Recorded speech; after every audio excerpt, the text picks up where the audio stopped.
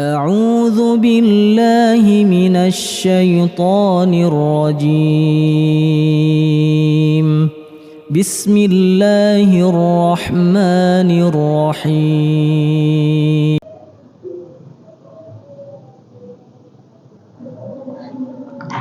Bismillah. Assalamualaikum warahmatullahi wabarakatuh. Innal hamdalillah nahmaduhu wa nasta'inuhu wa nastaghfiruh wa na'udzu billahi min shururi anfusina wa min sayyiati a'malina. May yahdihillahu fala mudilla lahu wa may yudlil fala hadiya lahu. Asyhadu an la ilaha illallah wahdahu la syarika lahu wa asyhadu anna Muhammadan abduhu wa rasuluh. Allahumma salli ala nabiyyina Muhammad wa ala alihi wa sahbihi wa man tabi'ahum bi ihsanin ila yaumiddin, amma ba'd. Qala Allah ta'ala fil Qur'an Karim, ya ayyuhalladzina amanu taqullaha haqqa tuqatih ittaqullaha haqqa tuqatih wa la tamutunna illa wa antum muslimun. Allahumma inna nas'aluka ilman nafi'a wa rizqan thayyiba wa amalan mutaqabbala. Ma'asal muslimin yang dimuliakan oleh Allah Subhanahu wa taala, alhamdulillah bersyukur kepada Allah Subhanahu wa taala atas segala limpahan karunia-Nya yang Allah berikan kepada kita semuanya, sehingga kita mampu untuk hadir di majelis ilmu yang dimuliakan oleh Allah Subhanahu wa taala ini. Mudah-mudahan ibadah puasa kita diterima oleh Allah Subhanahu wa taala. Begitu juga dengan ibadah-ibadah yang lainnya, salat tarawih, qiyamul lail dan yang lain sebagainya. Salawat salam semoga tetap tercurahkan kepada Nabi kita Muhammad sallallahu alaihi wasallam, kepada keluarganya, sahabatnya, dan orang-orang yang senantiasa istiqamah menegakkan syariat agama Islam ini sampai hari kiamat kelak. Ma'asal muslimin, jamaah yang dimuliakan oleh Allah Subhanahu wa taala, pada kesempatan yang mulia ini kita ingin membahas satu tema, yaitu pentingnya peran hati dan obatnya bagi hati yang keras. Ma'asal muslimin yang dimuliakan oleh Allah Subhanahu wa taala, bahwasanya hati adalah organ terpenting dalam jasad manusia. Bahkan hati ini adalah raja dari semua anggota tubuh manusia. Baiknya anggota tubuh yang lain itu tergantung baiknya hati. Hati baik, maka organ tubuh yang lain akan menjadi baik. Sebaliknya, kalau hati yang buruk, maka organ yang lainnya akan menjadi buruk. Dan tujuan manusia sebenarnya adalah bahagia di dunia dan di akhirat. Dan yang merasakan kebahagiaan itu adalah hati. Makanya kalau kita ditanya lebih baik mana, kita memiliki rizki yang cukup, misalkan 1 juta, tapi kita merasakan kebahagiaan yang besar, daripada memiliki harta atau uang 10 juta tapi hati kita susah, selalu merasa kurang. Tentunya sedikit tapi kita merasa bahagia. Jadi semua itu tergantung hati kita, cara menyikapi sesuatu dengan hati. Makanya kata Rasulullah sallallahu alaihi wasallam dalam sebuah hadisnya, Rasulullah sallallahu alaihi wasallam bersabda, ala wa inna fil jasadi mudghah idza saluhat saluhal jasadu kullu wa idza fasadat fasadal jasadu kullu ala wahyal qalb. Ketahuilah bahwasanya di dalam jasad manusia itu ada segumpal daging. Idza salahat salahal jasadu kullu. Ketika satu gumpal daging ini baik, maka jasadnya akan menjadi baik.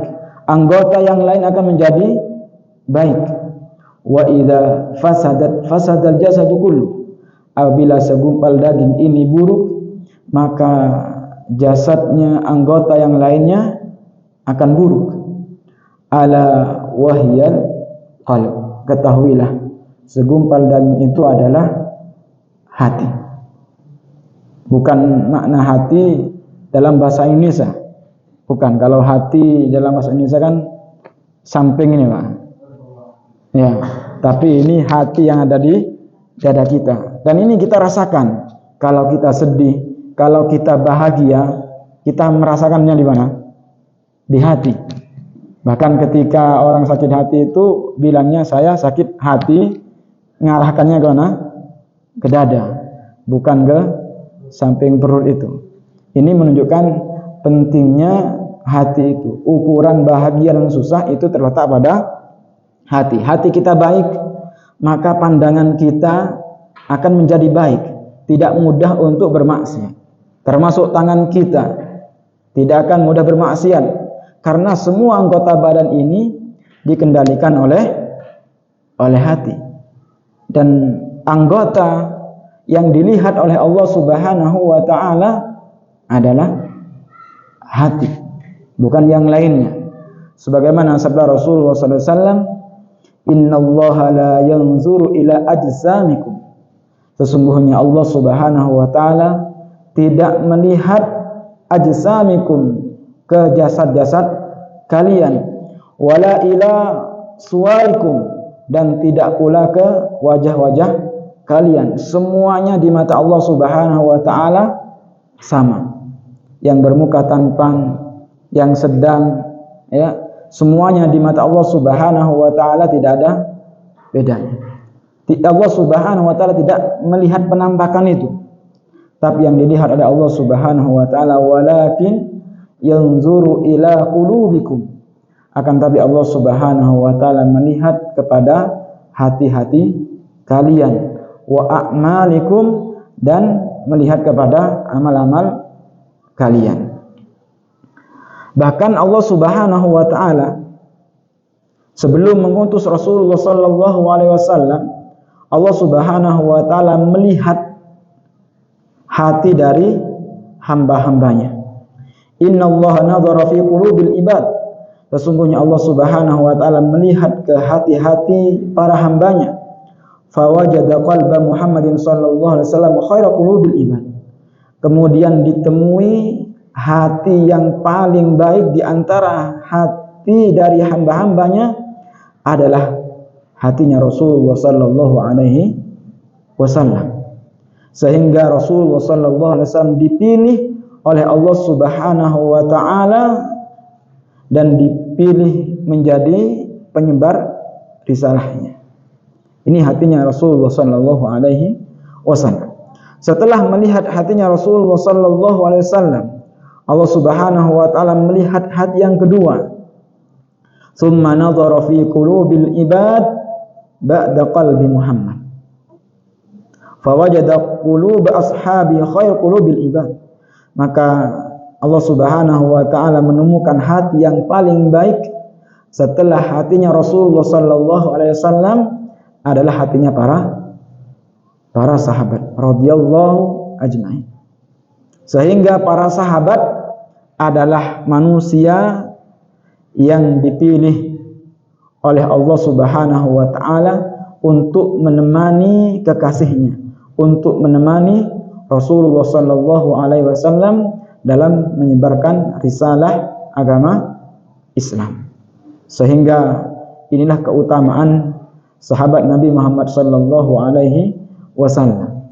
Makanya di dalam hadis yang lain, la tasubbu ashabi, jangan kalian mencela sahabatku. Seandainya kalian menginfakkan satu gunung emas, maka itu tidak sepadan tidak akan melebihi keutamaan sahabat meskipun sahabat itu menginfakkan 1 mud ataupun separuhnya. Itu keutamaan para sahabat Nabi Muhammad sallallahu alaihi wasallam. Maka kecelakaan besar bagi mereka orang-orang yang suka mencela para sahabat. Bahkan istri Nabi dikafirkan, kekal di neraka. Wa iyadzubillah. Ini bukan keyakinan Ahlus Sunnah wal Jamaah. Ma'asal muslimin yang dimuliakan oleh Allah Subhanahu wa ta'ala. Dan diberi nama hati al-qalb itu karena seringnya taqallub, berubah-ubah. Itulah kondisi hati atau sifat dari hati. Hati itu mudah untuk berubah-ubah. Mungkin hari ini kita susah, saat ini kita susah. Mungkin habis maghrib ada kejadian apa, senang. Kemudian isya kejadian apa, susah, senang lagi, susah lagi. Terus seperti itu. Itu kondisi hati manusia. Makanya Rasulullah SAW sering mengajari kita minta ketetapan hati. Di antara doanya, Allahumma ya musarrifal qulub, sarrif qulubana ala ta'atik. Ya Allah, palingkanlah hati kami kepada ketaatan. Wahai yang maha membolak-balikkan hati, yang maha memalingkan hati, sarrif qulubana, palingkanlah hati kami kepada ketaatan kepadamu, yaitu ketaatan kepada Allah Subhanahu wa ta'ala. Kemudian di antara tanda atau mazahir penampakan yang itu menjadi tanda kerasnya hati seseorang. Ada beberapa tanda atau alamat. Kalau tanda itu berada di dalam hati kita, itu menunjukkan hati kita qaswatul qulub, hati yang keras. Yang pertama adalah meninggalkan ketaatan kepada Allah Subhanahu wa ta'ala, bermalas-malasan setelah sebelumnya dia berada di dalam ketaatan. Jadi sebelumnya dia taat, kemudian setelah itu ketaatannya menurun, bahkan dia berhenti meninggalkan ketaatan itu. Maka itu ciri hati kita sedang keras. Misal sebelumnya dia mampu membaca Al-Quran 1 hari 1 juz. Kemudian setelah itu dia bermalas-malasan. Sehingga 1 hari itu cuman bisa baca 1 atau 2 lembar saja. Atau bahkan dia tidak membaca Al-Quran sama sekali. Itu indikasi. Atau sebelumnya dia itu rajin qiyamul lail di setiap malam. Kemudian setelah ketaatan itu menurun.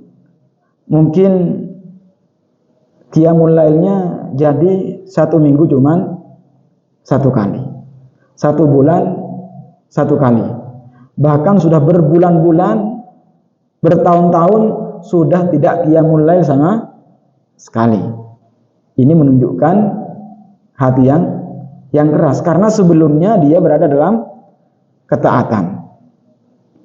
Sebelumnya dia termasuk orang yang ahli silaturahim, mengunjungi kerabatnya yang di sana, mengunjungi saudaranya di kota lain dan sebagainya. Setelah itu jarang, bahkan anti silaturahim. Nah, maka ini menunjukkan hati yang keras. Setelahnya taat, kemudian melemah, bermalas-malasan sampai meninggalkannya. Itu tanda yang pertama. Kemudian tanda yang kedua, adamu at-ta'athur bi ayatil Qur'an Karim. Tidak adanya bekas dengan ayat-ayat Allah Subhanahu wa ta'ala yang dia yang dia baca. Dia baca ayat-ayat tentang surga. Dia tidak merasa, bahkan tidak memiliki keinginan untuk mendapatkannya. Membaca ayat-ayat Allah Subhanahu wa taala tentang neraka, sama, dia pun tidak terbekas, dia tidak merasa takut. Dibacakan kisah tentang siksa kubur, kengerian hari kiamat, sirat dan lain sebagainya, sama sekali tidak memberikan bekas dalam hatinya. Artinya sama saja. Allah Subhanahu wa taala berfirman dalam Al-Qur'an, "Afala yatadabbaruna al-Qur'an am 'ala qulubin aqfaluha?" Tidakkah kalian mentadabbur Al-Qur'an atau hati kalian telah terkunci? Makanya Allah Subhanahu wa taala ketika menghukum orang musyrikin, Allah Subhanahu wa taala menutup hati mereka. Khatamallahu ala qulubihim, Allah kunci hati mereka. Ketika hatinya dikunci, maka pendengarannya sudah tidak bisa mendengar kebaikan. Pandangannya dia tidak bisa melihat kebenaran, karena yang dikunci adalah hatinya oleh Allah Subhanahu wa taala. Adapun orang-orang yang hatinya lembut, yang menerima kebenaran, mereka mudah mengambil pelajaran dari ayat-ayat Allah Subhanahu wa taala. Innamal mu'minuna alladzina idza dzukirallah wajilat qulubuhum wa idza tuliyat 'alaihim ayatuhu zadatuhum imana wa 'ala rabbihim yatawakkalun. Sesungguhnya orang yang beriman ketika disebutkan nama Allah Subhanahu wa taala, wajilat qulubuhum, maka hatinya bergetar. Wa idza tuliyat 'alaihim ayatuhu, ketika dibacakan ayat-ayat kepada mereka, zadatuhum imana, maka keimanan mereka bertambah. Wa 'ala rabbihim yatawakkalun, dan kepada Tuhan mereka bertawakal. Kemudian yang ketiga, di antara tanda kerasnya hati adalah al-ghaflah an dzikrillah. Mereka lalai dari mengingat Allah Subhanahu wa taala. Lalai berzikir kepada Allah Subhanahu wa taala. Berapa banyak kita dapati sekarang orang yang tidak perhatian terhadap zikir-zikir harian. Masuk rumah gak baca zikir, ya. Mau makan gak baca bismillah. Selesai makan gak baca bismillah. Mau tidur gak ada satupun doa yang dia baca. Makanya kalau kita hitung persentase seperti itu, banyak mana antara orang yang membaca zikir pagi dan petang dengan yang tidak membaca? Pasti banyak yang tidak baca, karena memerlukan waktu yang lumayan. Kira-kira berapa menit baca zikir? Berapa? Ya, mungkin 10 menit atau 15 menit. Jangankan zikir pagi petang yang membutuhkan waktu. Kadang kita itu setelah sholat, ya, sholat fardu, itu nggak sempat untuk zikir, cepet-cepetan, langsung melayu. Padahal itu cuman 1 menit atau 2 menit zikir setelah sholat, setelah itu pulang. Ya, apalagi zikir yang sifatnya rutin yang memerlukan waktu 10 menit, lebih banyak ditinggalkannya. Ya, ini diantara indikasi bahwasanya hati kita keras. Kita melupakan banyak zikir, yang mana zikir itu sifat, zikir itu amal harian kita. Zikir itu benteng bagi kita.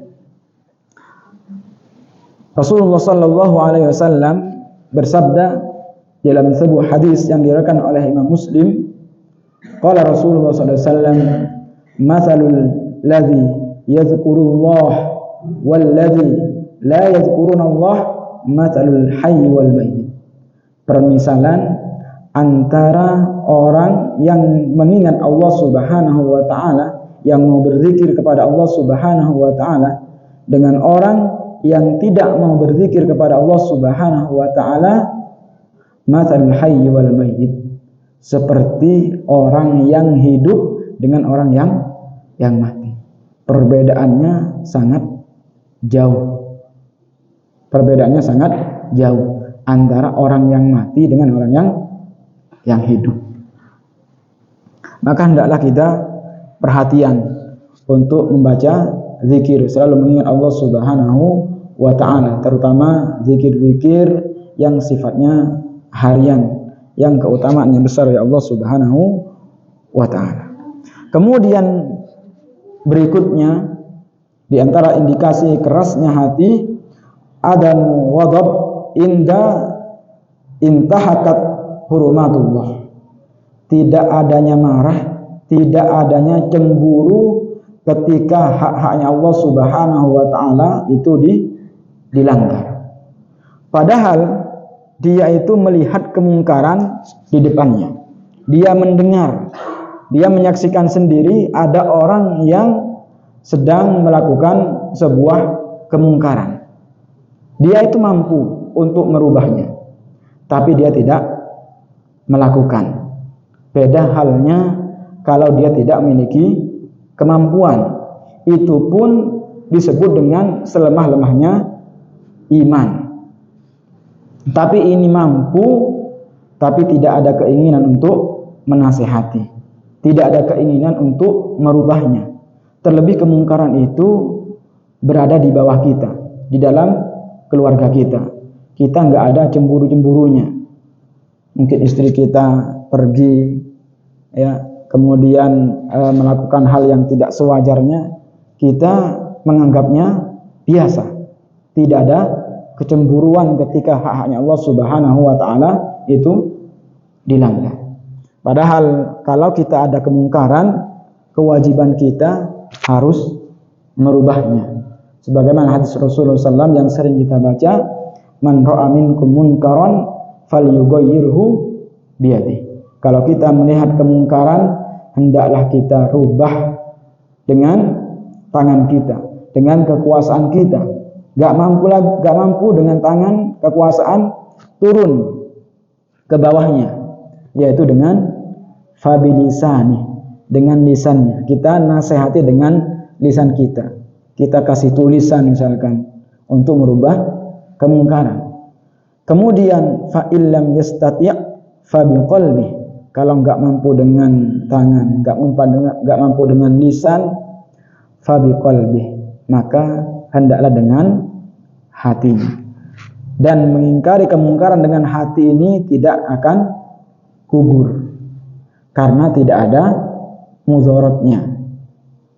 Makanya ulama mengatakan, yang pernah saya baca, orang yang tidak mampu mengingkari kemungkaran dengan hatinya, faqalbuhu mayyit, maka hatinya telah mati.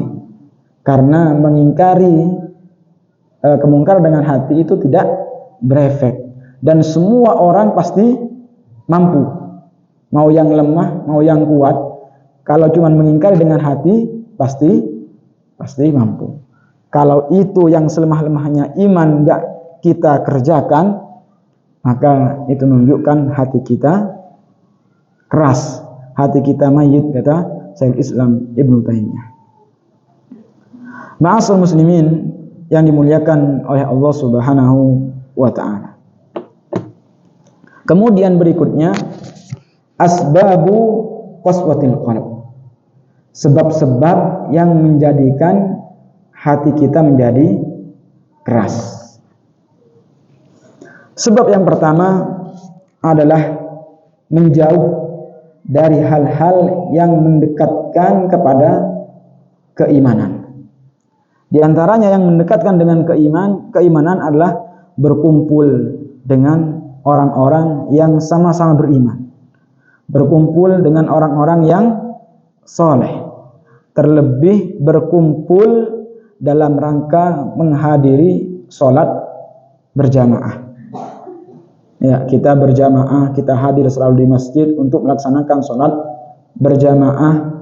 Kita akan bertemu dengan orang-orang yang soleh.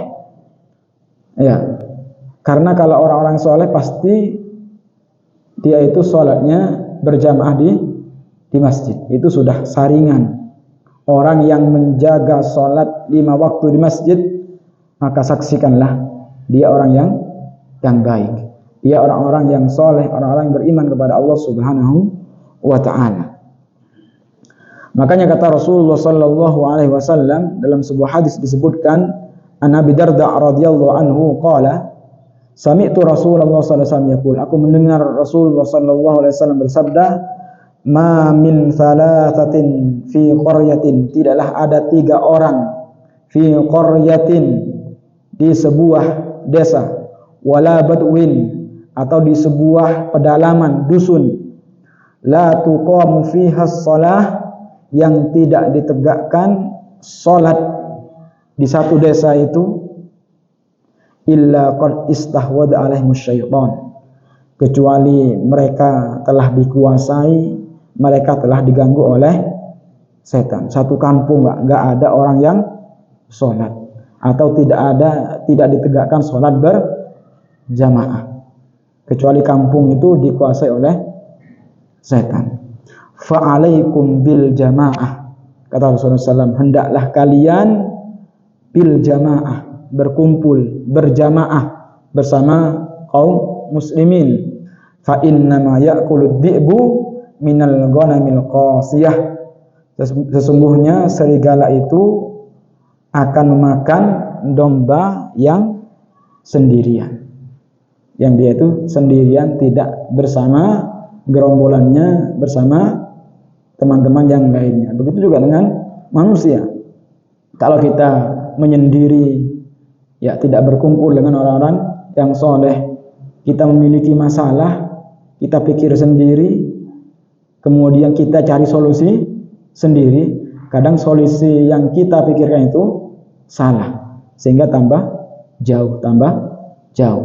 Tapi kalau kita bersama orang beriman, ada temannya dengan jamaah, ketika kita punya masalah, maka akan banyak yang memberikan solusi, ya, menasihati kita, sehingga kita semangat kembali dan lepas dari futur. Kemudian sebab yang kedua, sebab yang membuat hati kita menjadi keras, yaitu al-ibtiad an qudwas salihah. Kita menjauh dari panutan orang-orang soleh, atau kita jauh dari ulama. Ya, kita jauh dari ulama. Inna syakhsa alladhi yata'allam ala yadi rajul salih yajma'u bainal ilm wal amal. Orang yang belajar, ya, di bawah atau belajar kepada orang yang alim, maka dia bisa mengumpulkan antara ilmu dan amal. Karena dengan dia belajar kepada orang yang alim, dia akan mengetahui akhlaknya, akan mengetahui ilmunya, sehingga orang yang alim ini menjadi teladan baginya, karena dia orang yang mengajari ilmu. Kemudian sebab yang ketiga yang membuat hati kita keras, al-ibtiad an halaqatil ilmu syar'i. Kita menjauh dari majlis ilmu. Kita menjauh dari majlis ilmu. Karena tanpa kita sadari, kita ini tidak mengetahui, ilmu kita sedikit, sehingga kita harus mendekat kepada majlis ilmu. Karena di dalam majlis ilmu itu akan mendatangkan ketenangan. Meskipun kita tidak paham, yang penting hadir, duduk, insya Allah itu merupakan keberkahan dari Allah Subhanahu wa ta'ala. Karena di situ disebutkan ayat-ayat Allah Subhanahu wa taala. Disebutkan hadis-hadis Nabi Muhammad sallallahu alaihi wasallam, disebutkan perkataan ulama. Misalkan kajian itu panjang, kemudian kita ingat satu kata saja atau ingat satu hadis saja, itu merupakan karunia besar dari Allah Subhanahu wa ta'ala. Satu hadis saja, meskipun dari awal sampai akhir atau dari pertama kali kajian ini diadakan gak paham sama sekali, cuman dia ingat nasihat atau kata bijak misalkan, atau satu hadis, satu ayat yang kemudian dia amalkan, maka ini karunia besar dari Allah Subhanahu wa ta'ala. Terlebih orang yang duduk bermajlis ilmu itu akan mendapatkan ketenangan dari Allah Subhanahu wa ta'ala.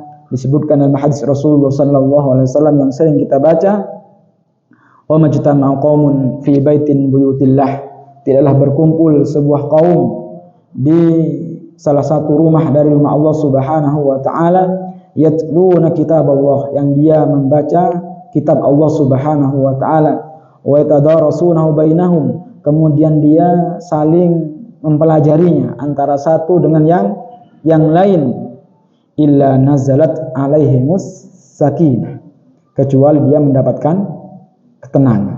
Mungkin dia enggak mendapatkan ilmu, dia mendapatkan ketenangan. Wa ghasyiyathumur rahmah, kemudian dia dilindungi oleh rahmat, dinaungi oleh rahmatnya Allah Subhanahu wa ta'ala. Wa haffathumul malaikah, dan dikelilingi oleh malaikat tanpa kita sadari. Ini masalah gaib. Sekarang malaikat mencari majelis-majelis ilmu untuk dinaungi, dan ini harus kita yakini, karena pernyataan ini keluar dari sabda Rasulullah sallallahu alaihi wasallam. Kemudian orang yang alim, orang yang belajar ilmu, di antara keutamaannya, yastaghfiru lahu kullu syai'in hatta hitan fil bahr. Segala sesuatu ini mendoakan orang yang mencari ilmu. Bahkan ikan-ikan di lautan itu semua yastaghfir, memohonkan ampun kepada Allah Subhanahu wa ta'ala kepada orang yang menuntut ilmu. Kalau kita hitung berapa Pak? Satu jenis ikan saja di lautan sangat banyak. Belum binatang-binatang yang lainnya. Ini kullu syai', segala sesuatu. Memintakan istighfar kepada Allah Subhanahu wa ta'ala untuk mereka semuanya. Dan yang dimaksud dengan yatluna kitab Allah, ya, membaca kitab Allah, itu tidak hanya membaca iya, tapi termasuk di dalamnya mempelajari ilmu tafsir, mempelajari hadis, akidah, fikih, sirah, dan yang lain sebagainya. Itu masuk ke dalam yatluna kitab Allah, membaca ayat Allah, membaca kitab Allah Subhanahu wa ta'ala. Kemudian yang keempat, yang menjadi sebab kerasnya hati kita adalah al-ighraku fil insyighali bid dunya, berlebihan dalam mengejar dunia. Berlebihannya ini sampai menghalangi dia untuk mengejar kehidupan akhirat. Berlebihan dalam mengejar dunia, ya, hubban jam, memiliki kecintaan ke dunia dengan kecintaan yang terlalu besar. Tapi mereka lalai daripada kehidupan akhirat. Rasulullah sallallahu alaihi wasallam mengingatkan kita semuanya, kalau hadis ini kita hafal, insyaallah akan selalu menjadi pengingat. Kata Rasulullah sallallahu alaihi wasallam, man kanatid dunya hammahu, barang siapa yang menjadikan dunia tujuan utamanya. Jadi tujuan utamanya. Maka balasannya farraqallahu alaihi amrah. Maka Allah Subhanahu wa taala mencerai-beraikan urusannya. Wa ja'ala faqrahu baina ainaihi. Kemudian Allah Subhanahu wa taala jadikan kefakiran itu di depan matanya. Kalau Allah Subhanahu wa taala menghukum orang menjadikan kefakiran di depan matanya, maka dia tidak akan pernah puas untuk mencari dunia. Padahal dunia itu sudah cukup, uangnya 1 M, 1 triliun misalkan, terus sampai ratusan triliun, dia nggak puas untuk mencari. Seandainya dia itu habiskan uangnya 1 bulan itu 1 M, triliunan itu nggak habis sampai meninggal dunia. 1 triliun berapa M? 1000 M. Ya, itu kita keluarkan 1 bulan, wis nggak kerja, 1 M, 1 M, 1 M, sampai umur sekian tahun itu nggak habis. Tapi dia tetap cari lagi. Ini sifatnya dunia. Allah Subhanahu wa taala hukum dia sibuk cari dunia. Jangan dikira orang yang cari dunia itu tidak lelah cari dunia. Ada kecewa, ada berat, dan yang lain sebagainya. Kalau itu dijadikan tujuan utamanya merupakan akhirat, maka balasannya yaitu waja'ala faqrahu baina aini. Allah Subhanahu wa taala jadikan kefakiran di atas di depan matanya. Walam ya'tihi minad dunya illa ma kutibalah. Ini akidah di sini, Pak. Dan Allah Subhanahu wa taala tidak mendatangkan dunia kepadanya illa ma kutibalah, kecuali apa yang telah ditetapkan oleh Allah Subhanahu wa taala. Kemudian yang kedua, wa man kanatil akhirah niyatah, dan barang siapa yang menjadikan akhirat sebagai niat awalnya, tujuan awalnya, maka balasannya jama'allahu amrah. Allah Subhanahu wa taala akan mengumpulkan urusannya. Wa ja'ala ghinahu fi qalbih. Dan Allah Subhanahu wa taala akan menjadikan kekayaan itu di dalam hatinya. Artinya orang kalau sudah diberi sifat qanaah oleh Allah Subhanahu wa taala, maka dia selalu cukup dengan pemberian Allah Subhanahu wa taala. Mungkin bisa jadi dia lebih bahagia daripada orang yang kaya, yang selalu merasa kurang karena Allah Subhanahu wa taala sudah menjadikan kefakiran di depan matanya. Wa atathud dunya wa hiya raghimah. Kemudian dunia itu akan mendatanginya dalam keadaan hina. Dan sering kita jumpai orang yang sudah merasa cukup, malah dunia itu semakin hadir sebagai ujian kepada dirinya. Ma'asal muslimin yang dimuliakan oleh Allah Subhanahu wa taala. Kemudian di antara tanda kerasnya hati yang berikutnya, yang kelima adalah tulul amal. Selalu panjang angan-angan. Di antara penyebab kerasnya hati dan lemahnya iman adalah panjang angan-angan tentang dunia dan melupakan kehidupan yang abadi besok di akhirat. Dia menganggap dunia selamanya, seakan-akan dia tidak kepikiran bahwasanya dia akan meninggal dunia. Dia terlalu menikmati dunia dan bersenang dengan dunia. Allah Subhanahu wa taala berfirman di Al-Qur'an, "Zarhum ya'kulu wa yatamatta'u wa yulhihimul amal fasawfa ya'lamun." Kata Allah Subhanahu wa taala, biarkanlah mereka Orang-orang kafir itu ya'kulu, mereka makan sesukanya di dunia ini. Wa yatamatta'u, dan bersenang-senang. Wa yulhihimul amal, dan mereka dilalaikan oleh angan-angan kosong. Seakan-akan mereka tidak berkeyakinan mereka akan dibangkitkan, bahwasanya besok hari kiamat ada neraka. Mereka lalai. Fasaufa ya'lamun, kata Allah Subhanahu, maka besok mereka akan mengetahui dari perbuatannya. Besok mereka akan mengetahui balasannya, balasan yang pedih dari Allah Subhanahu wa ta'ala.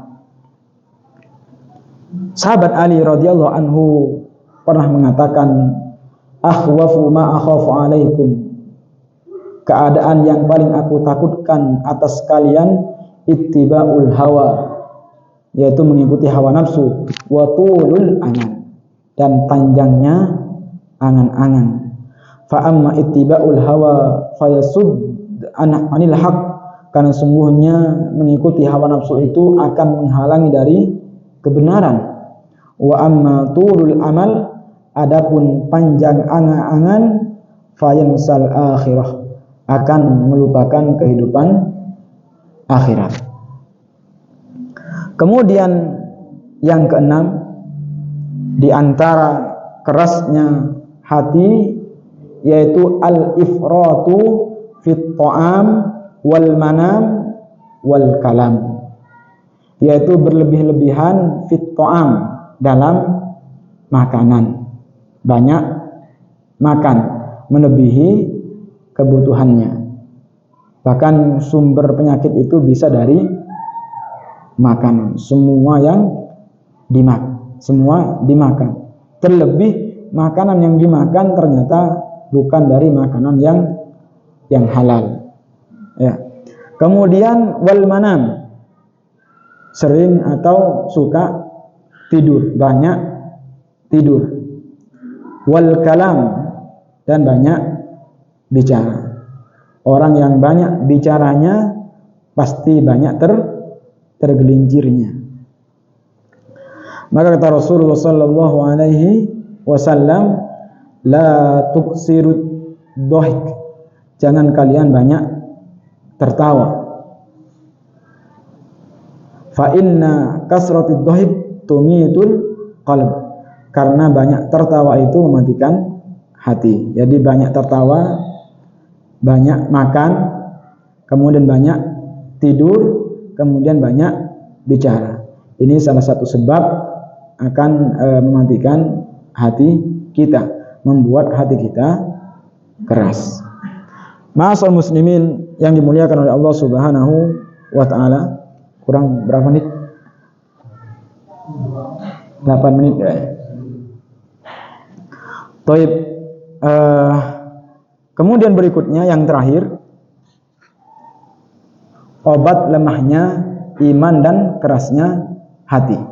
Sekarang dawa, obat dari kerasnya hati. Kita bacakan langsung saja tanpa syarah karena sebentar lagi maghrib. Yang pertama adalah wajibnya merawat hati dan selalu memperbarui iman.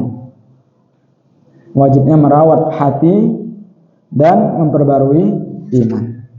Rasulullah SAW bersabda, innal iman la yakhlaqu fi jawfi ahadikum kama yakhlaqu thawb.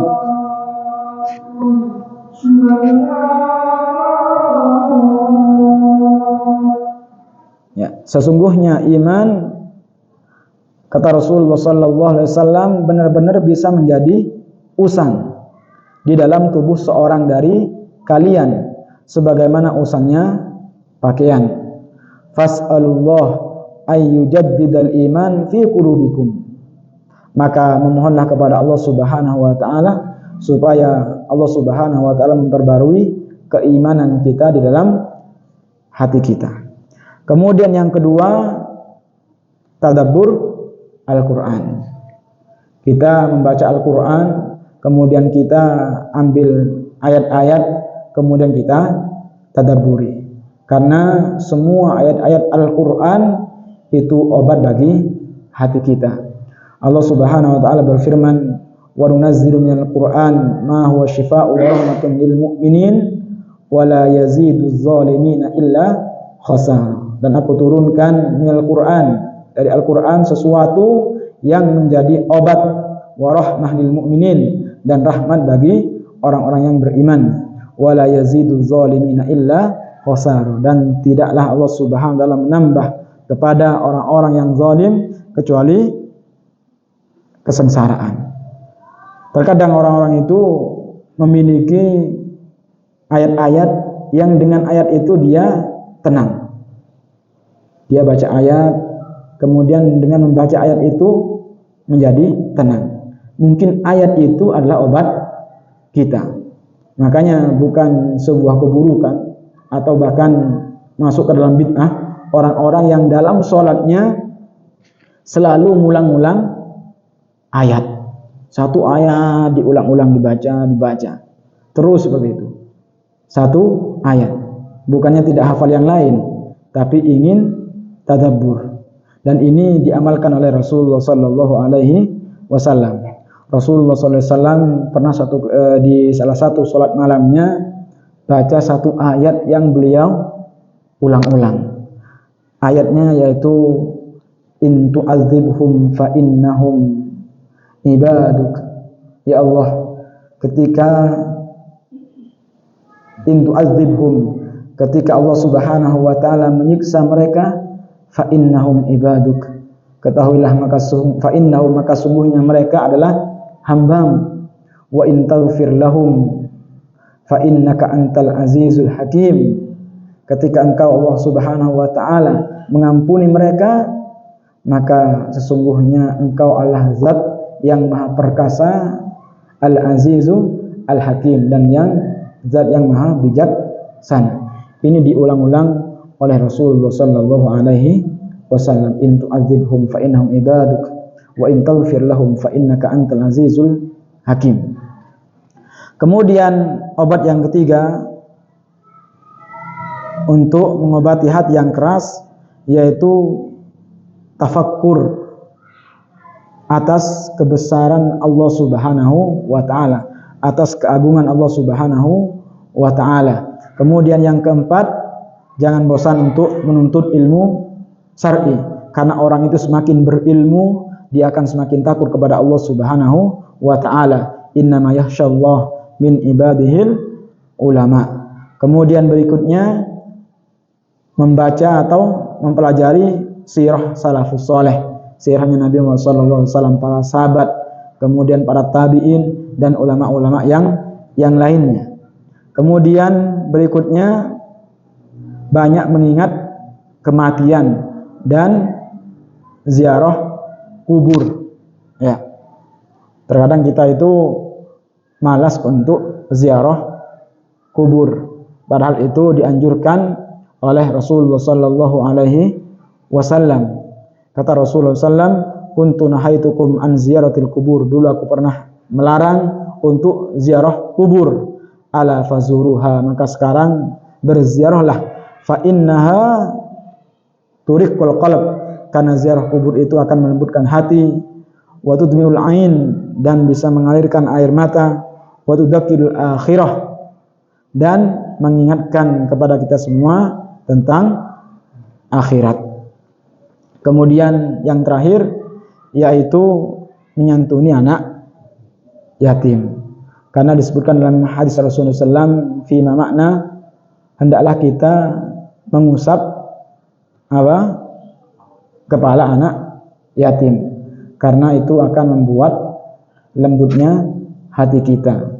Sambil mengusap juga kita membantu menyenangkan mereka, ngasih uang, ngasih pakaian, atau sesuatu yang mereka cintai. Jangan cuma sekedar ngusap saja, Pak. Karena yang dibutuhkan anak yatim itu bukan usap-usapan semua tangan, tapi enggak disenangkan. Kalau gitu semua orang bisa ngusap, tapi maknanya itu ngusap kemudian kita membantu mereka. Wallahu a'lam bishawab. Ini yang bisa saya sampaikan. Mudah-mudahan bermanfaat untuk saya pribadi dan bermanfaat untuk jamaah semuanya. Mudah-mudahan Allah Subhanahu wa taala menerima semua amalan kita dan menerima doa-doa kita, terkhusus doa yang kita panjatkan di bulan Ramadan, bulan yang mubarak ini. Kita tutup dengan doa kafaratul majlis. Subhanakallahumma wa bihamdika asyhadu an la ilaha illa anta astaghfiruka wa atubu ilaik. Assalamualaikum warahmatullahi wabarakatuh. لئن شكرتم لأزيدنكم ولئن كفرتم إن عذابي لشديد